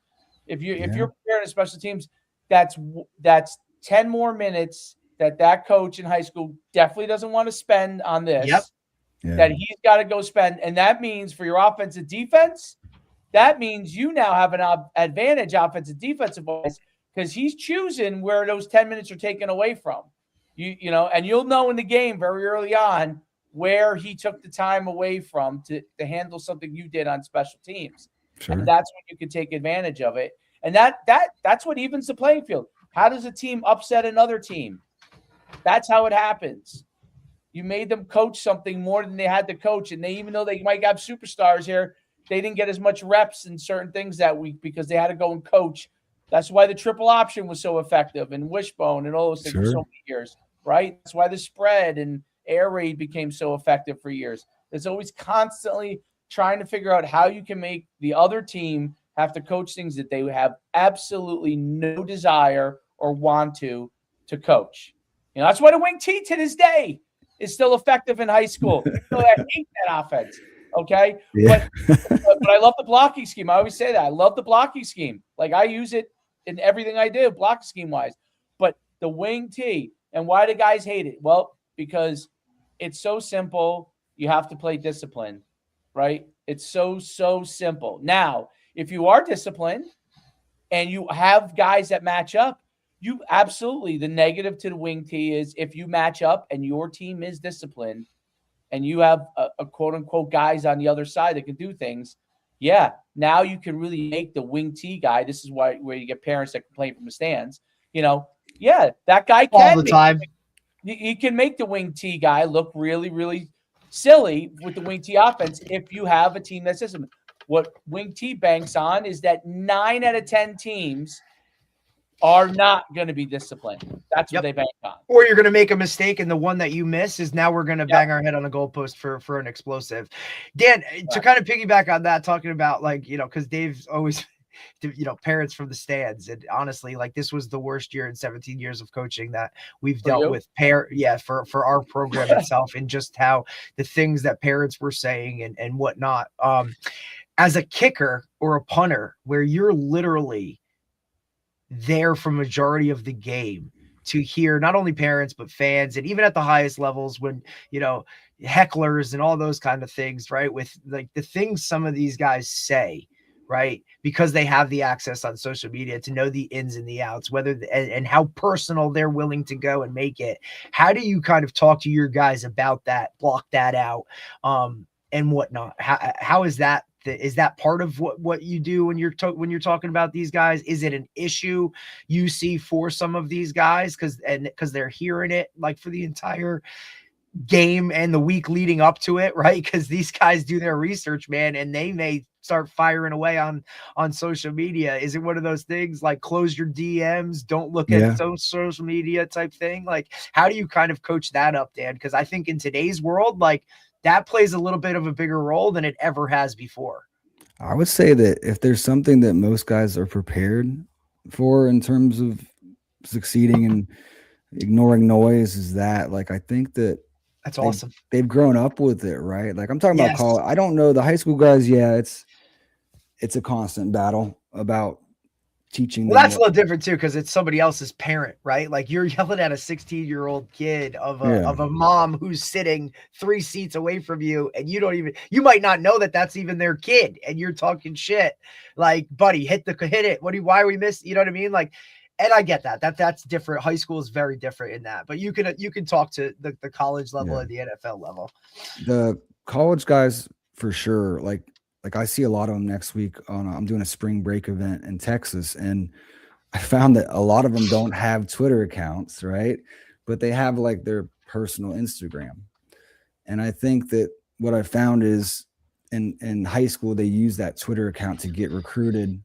But the second they get that Saturday roster spot somewhere, they don't want that public image anymore, because that is where it happens. I think most often with my guys, at least, is on Twitter, after a game-winning miss or something. So that they really, it's going to be there. You're going to hear it, and it's going to happen, right? It's going to happen. I talked about that earlier. It's when, and everyone's different with it, man. Could you imagine? I don't know if you could really imagine how low that feels.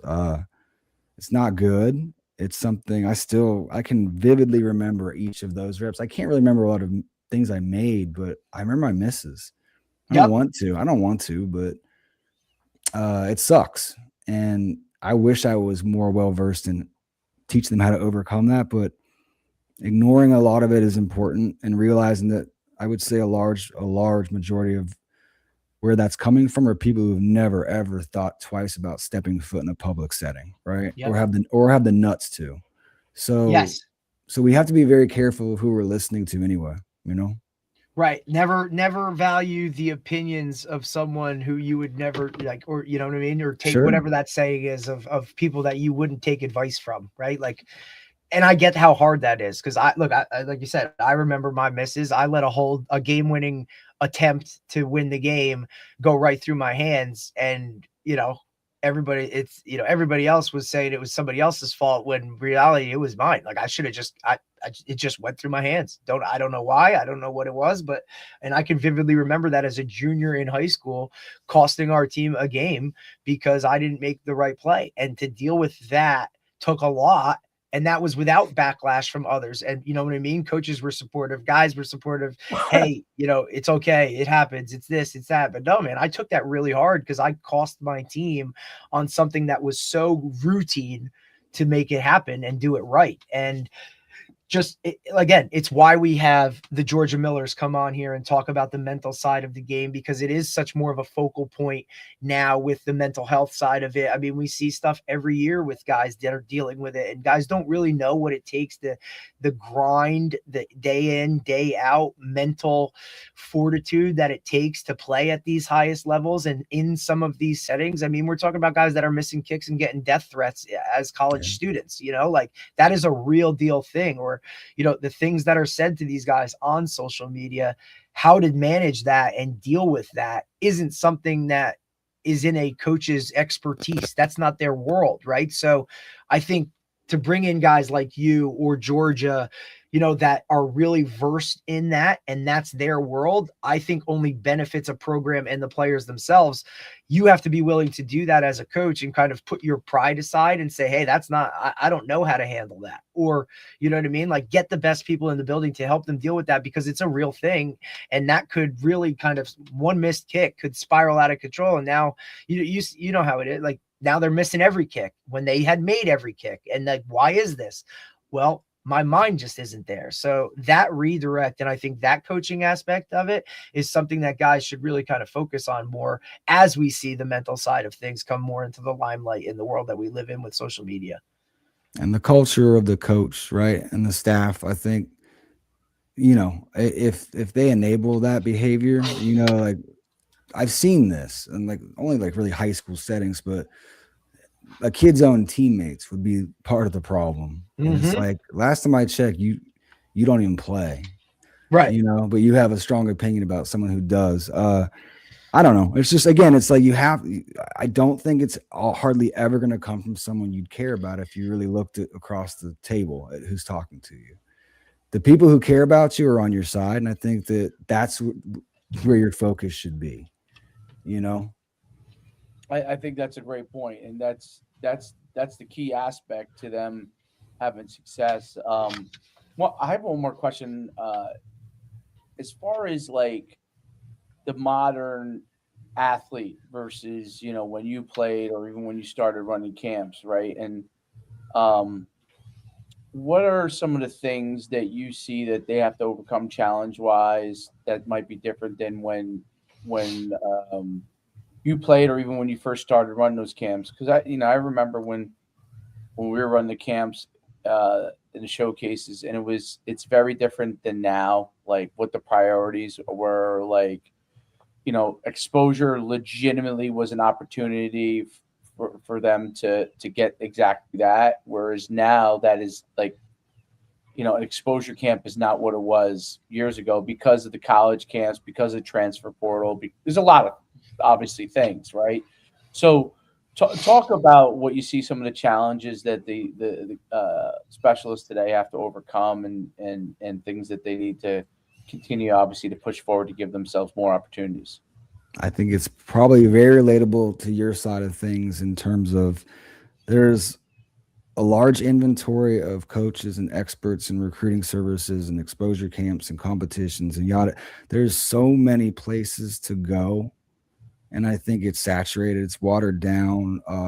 I think a lot of people make promises they can't keep just to sell tickets. And I think what a kid has to do is really do his due diligence and expose himself to several people or things or camps, and then circle back to one that they find that is the environment that's going to bring me my personal success, where I see myself. Because what I do see often is the kid will go to coach one and stay with that coach forever.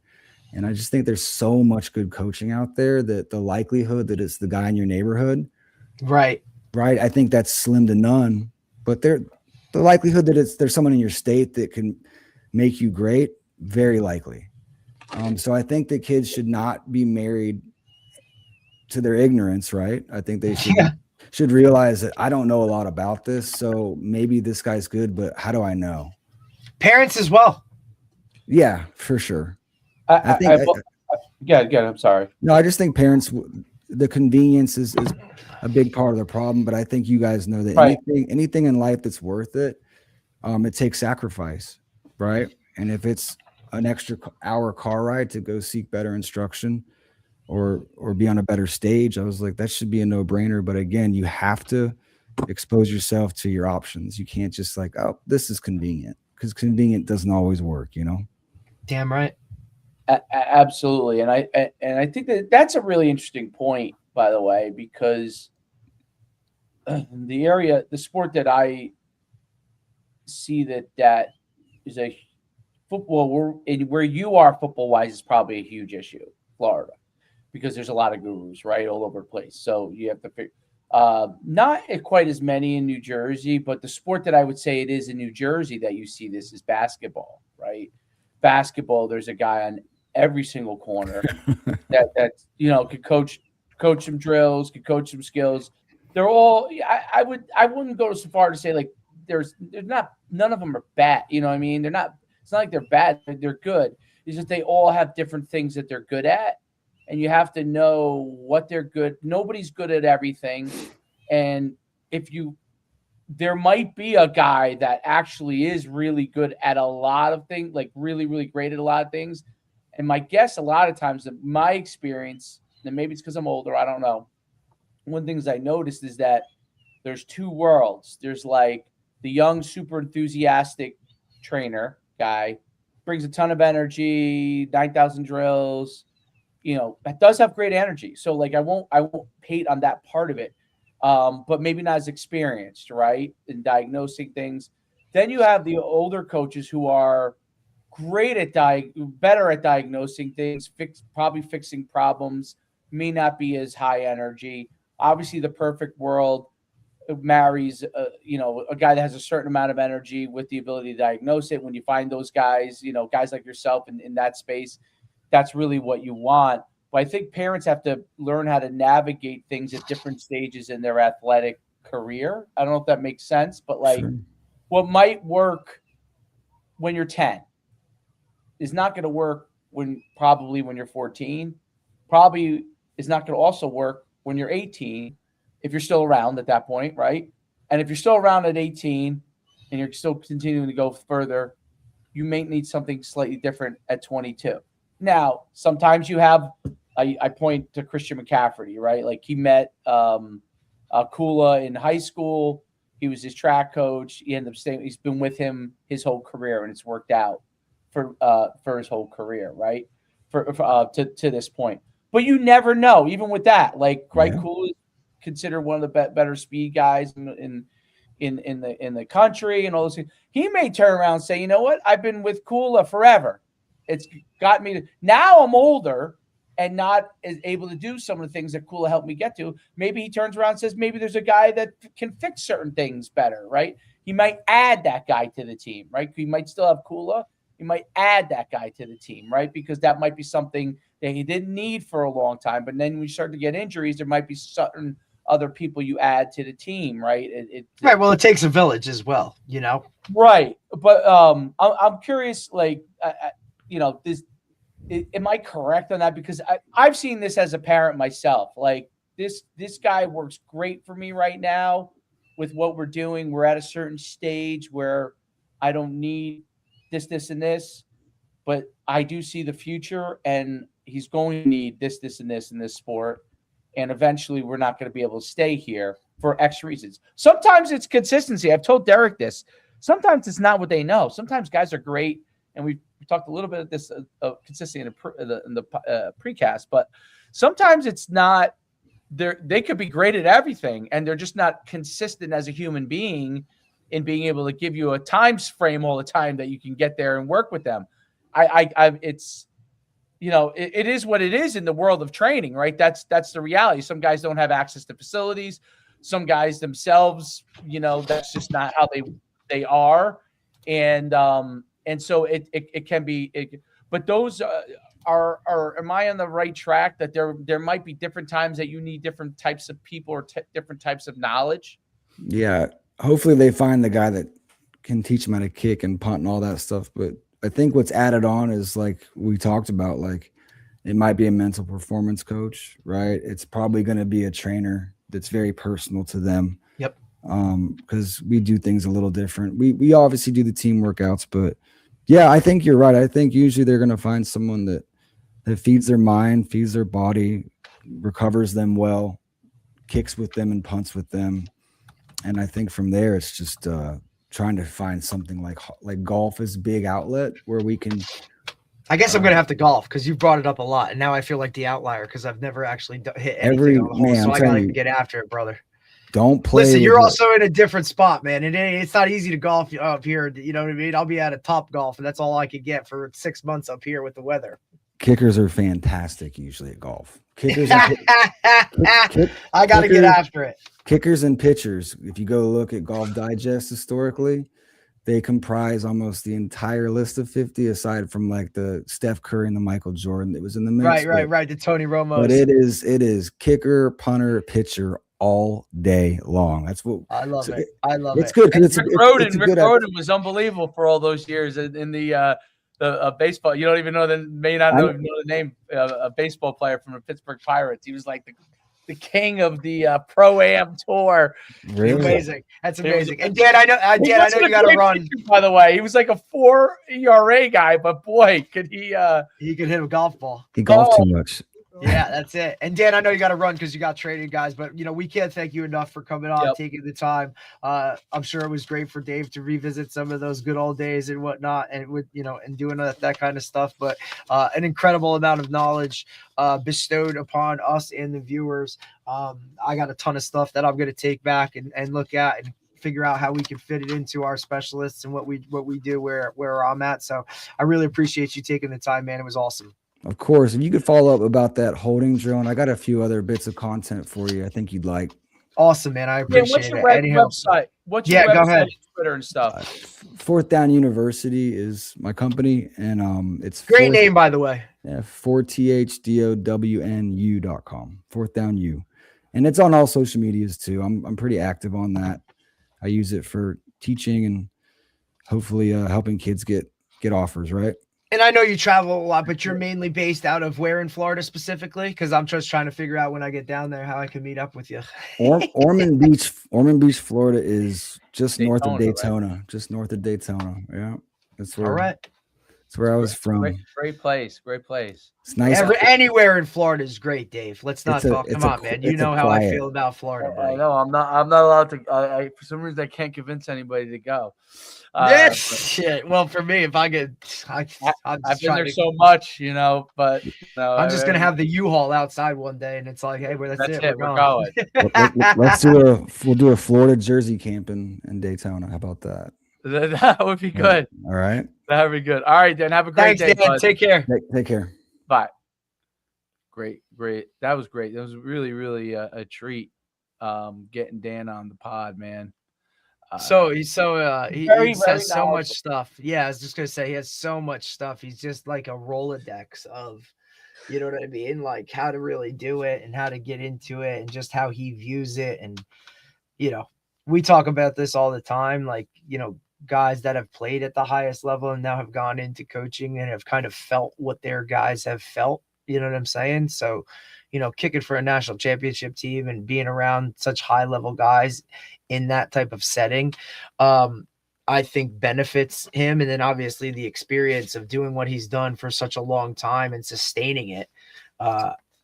And then kind of like you see how he's kind of changed things and is constantly changing things based off of like his new knowledges, the new information that's come out and kind of how things go. And with that, I think that's a key piece of like why some of these guys have sustained success is because they're willing to kind of own maybe some things that they no longer believe in, or, maybe they're lessening on some of these things and coming up with new things, right? Like that's, to me, the sign of a guy that just understands it and wants to be great for his players. So, I mean, that was awesome.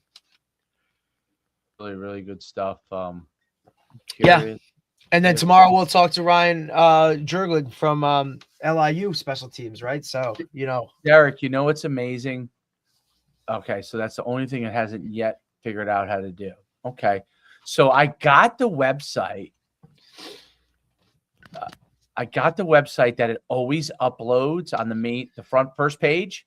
Right. The latest episode, it runs what you call a cron job. It's called, like every day it runs like and then it pulls up the latest one. I can't figure out how to get it on my episodes page. I got the main one, but it's not the episodes. I have to actually still, I think, pull the regular episodes a different way, but it still shows the main one on the top, but it's not plugging it into the recent episodes. But and then I obviously have to get it to pull. I'm going to upload your spreadsheet and see if I can get it to pull from you. Update it like after you put them on or whatever. Yeah, I do it this like usually before we start the show. I usually do it.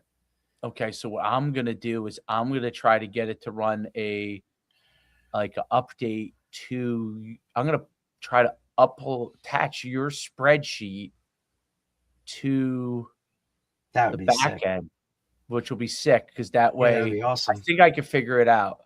I mean, basically, I've been sending that now. Like when I'm to do all this stuff. Well, I'm talking to these guys too, right? Like, or having that initial conversation of like asking people to come on. I've been sending the link, right? And even Mike yesterday talked about it. Hey, you sent me the website and I just went through and found, this episode or this guy of like, kind of who relates to them. I think even now the next part would be to now we can even take it and categorize it, right? Of like, hey, here's some college coaches we've had on. Here's some, you know what I mean? Strength and conditioning guys we've had on. You know what I'm saying? Well, it does. So if you go to the oh, okay. I must have missed go that. to the guest directory. Okay.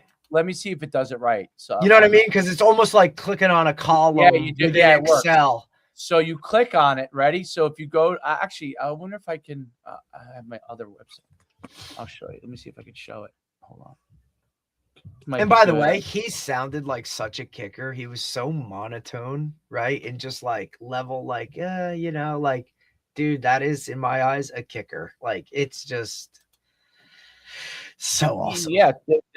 Yeah, there's and Coach Joffrey literally was texting me because he watches every episode, right? So he's on his way. He's down in Florida right now, surprising his kid for his 16th birthday. And he messaged me and was like, "Hey, I'm on my way from West Palm Beach to Miami," and he's like, and then he gave me the whole thing. He goes, his first year at Miami, right? He assisted with the special teams. Basically, he was responsible for substitutions during the course of the game. So he said Don Solinger was the special teams guy and he was fucking unbelievable. And then he talked about Dan and his process and how he did it and whatnot. And it was awesome. Like, it's just so funny how like all this stuff comes full circle, No doubt about it. I also realized that for some reason the podcast put Al Natoli's name spelled it wrong on here. But okay, so if you go you go here, right? Right. And let me just see if I can do it real quick. I go to guests, and I'm slowly getting the images up, but they're not all up yet. But I go here, and you see where it says head coach. Got it. So I click on head coach, and bam, there's all the head coaches. Sick. Yeah, that's awesome because that allows guys now to kind of go in. Oh, hey, I'm a position coach at whatever, or hey, I'm an author. Like, let's take a look at some of this stuff and whatnot, which is coordinators. Awesome. So now I'll tell you what, dude. Like, I'm putting myself in a rough spot because everybody that we bring on who's written a book, I feel wronged if I haven't read the book itself. So, you know what I mean? Thank God for audiobooks, right? Like, and AirPods to keep one in at all times, listening to kind of some of these books just so I can have like a reference point. Because even next week, we are having Todd Gongwer is coming on, and he's the author of a book. What the hell's the name of it? Geez, I literally just had it. Lead, for God's sakes, right? It's a leadership book. And I'm like, oh, okay, I better get this one in. You know what I'm saying? Because he's coming on next week. I always feel like, hey, I'm sorry, buddy. But you know what I mean? At the same point, it's like, hey, because these guys asked her, like, hey, we're going to talk about it or we're going to whatever. And it's like, all right, yeah. But that's why I love our podcast, though, because we don't hone in on certain things. It's more of a dialogue and we kind of take it where it goes. And that's how I present it to those people, like to kind of like take the pressure off of them to be like, well, what do I need to prepare for? And it's like, no, just talk what we're going to talk. Like, it's okay. You know what I mean? Like, it's not like a direct, unless we have a topic that we want to like hit on, right? Like, obviously there's, certain things for each individual that we want to talk about, but we don't have to keep it as specific and like, right down to that the minute details. Just talk about what you talk about, so absolutely, it makes all the difference. No, it's great. The website's coming along. Hopefully after this week I'll have more time to update it. Obviously we'll have a little well, this weekend's a big one, buddy. This is our big one. This is the hey, here's we're traveling, we're doing, and I have to touch base with you. The reason why I've been trying to call you because I want you. Oh, have you? I haven't even seen any of it. Yeah, I have to just kind of go through something with you, but boy. We'll it's not a huge deal, but we'll get it all worked out. Yeah, but yeah, that was a great episode. Great job, dude. Great job. Man, bro. That was awesome. I hope made me really think too. Like when you brought up the quarterback point, and I was like, kind of like, okay, their emotions are different. But then I'm like, is there commonalities that No doubt. that can apply to all athletes? But it's really their baseline. But all Correct. athletes should have it as they have to have it as their baseline. Well, they have to have something. All too, athletes should probably have it too. Yeah. But then but it's and then put your own spin on everything, and then it's more. I think when you put your own spin on it, right, like your own little niche, like then it is just it's you're more inclined to use it because you take ownership of something. You know what I'm saying? Like I can give you a general receiver perspective or DP perspective or a process to kind of how to do it, but you have to. It's now you. Right. And it's you now have to go take ownership of it and put some of those things in place so that it works for you. Because again, goes back to the overall basis of everything I believe in is it's not cookie cutter. It has to be individualized at some point in order to make it work at the highest of levels. No, there's no doubt. It's very, very, it's very, very interesting. It's like there's no way any skier can't, if they go up there before the slalom and they start jumping around. Then they end up going too fast and can't control the turns. And next thing you know, losing your mind. Next thing you're ended up. They still have to be somewhat pumped up in their own mind, right? Correct. They have to be pumped up in their mind, but they can't be. They got to be aggressive but under control, right? Like 100%. Like but if they're controlled chaos within your brain. Yeah, which to the outside you look at it and it's like, wow, that's crazy. It's a lot harder done. A lot harder than it actually looks. I tried skiing once. That was enough for me. Listen, I loved snowboarding. The buddy hill, and I'm like, until I jacked up my knee. Like I would have done it. I would have made sure that it was 2 trips a year. Oh, I loved it. Like snowboarding. I was a skier growing up. Like would go every week. The rec program would take us to, up to Mountain Creek, and we would go on a Friday night, and a lot of my group did that. We would do it once a week for the entire winter, and started out as a skier and then transitioned to snowboarding. Like it was awesome. I loved every bit of it. I would love to get back into doing it. So interesting. Yeah. All right, man, give me a call so we can talk about what we got to talk about. Yeah. All right. I'll talk to you later.